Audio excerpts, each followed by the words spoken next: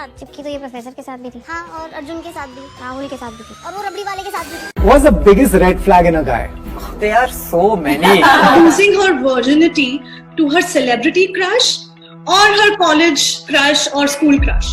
Any college or school crush. If you had the chance to have an affair, would you go for the same thing again? Wouldn't you like to try something different? Feminism, अगर आप इस word का मतलब देखोगे तो आपको समझ आएगा the belief that women should have the same rights and opportunities as men। मतलब ये वर्ड और उसकी मीनिंग में तो कोई गलत चीज नहीं है, लेकिन ये तो है गूगल वाली डेफिनेशन। लेकिन रियलिटी में फेमिनिज्म को एक अलग डायरेक्शन में ले जा चुका है Bollywood. Sugar daddy, cheating, doing Hangouts with multiple people, drinking alcohol, taking drugs, and अभी लेटेस्ट ट्रेंड जो है वो है creating your only fans account. And this is how Bollywood is portraying feminism. हमारे इंडिया में हम हर चीज बॉलीवुड से सीखते हैं।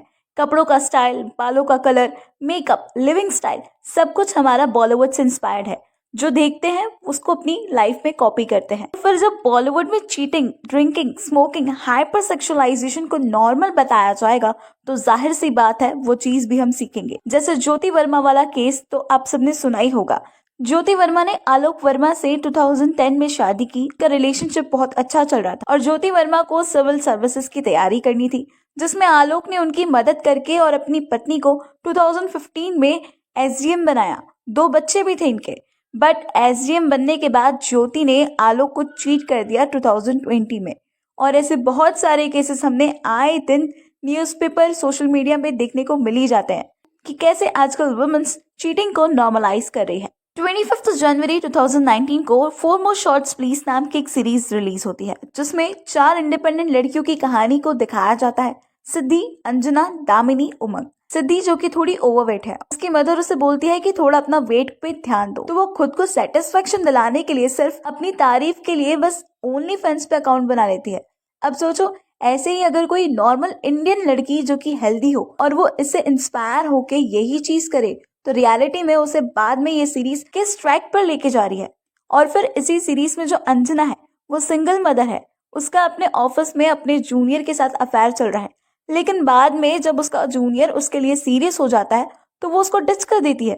अब यही चीज कोई सिंगल फादर करता और उसकी जूनियर को डिच कर देता, उसके सीरियस होने के बाद तो विक्टिम कौन होता? ऑफ कोर्स वो लड़की होती।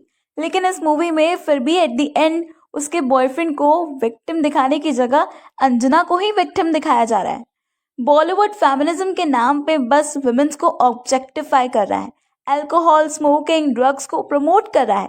And the sad part is that people are really loving this kind of content. ये जो मूवीज और फिल्म्स है ये हमारी यंगर जनरेशन्स को डिप्रेशन में डाल रही है, because at the end of the day ये casual hangouts, drugs, alcohol depression ही देते हैं, कभी भी आपको सेटिस्फेक्शन नहीं देंगे।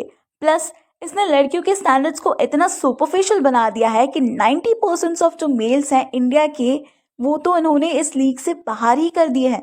इमेजिन करो, आपकी एक बहुत खूबसूरत सी वाइफ है और वो 100 लोगों के सामने छोटे कपड़े पहन के डांस कर रही है और नीचे से लोग चिल्ला रहे हैं, आजा मेरी रानी, मेरी गोद में बैठ जा। तुम्हें कैसा लगेगा? बुरा लगेगा, right? But this is what is actually exactly happening. आजकल लड़कियां फेमिनिज्म के नाम पे बिकनी में नाच रही हैं और हजारों लड़के उसे डांस करता देख रहे हैं और पैसे भी फेंक रहे हैं सिर्फ लाइक्स और कमेंट्स के रूप में। ये कुछ लोगों को गलत लग सकता है, बट जरा सोच के देखना, ये छोटी सोच नहीं बल्कि रियलिटी है। फेमिनिज्म सिंपल वर्ड्स में इक्वालिटी का ही दूसरा नाम है। जहाँ भी डिस्क्रिमिनेशन होता था मेल फीमेल्स में, उसको खत्म करने के लिए, फीमेल्स को इंडिपेंडेंट बनाने के लिए था।